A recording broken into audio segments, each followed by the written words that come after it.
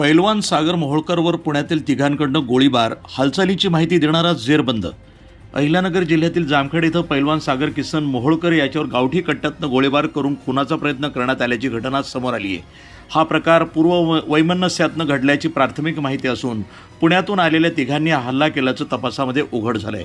या प्रकरणामध्ये मोहोळकरच्या हालचालींची माहिती आरोपींना देणारा अभिमन्यू महादेव पोते वय 24 राहणार जामखेड याला स्थानिक गुन्हे शाखेच्या पोलिसांनी अटक केली।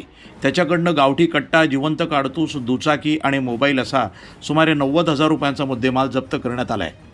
दिनांक 4 मार्च रोजी सायंकाळी तपनेश्वर रस्ता ते खाडेनगर मार्गावरील नुरानी कॉलनी परिसरामध्ये दुचाकीवरून आलेल्या तिघांनी मोहोळकरवर गोळीबार केला होता।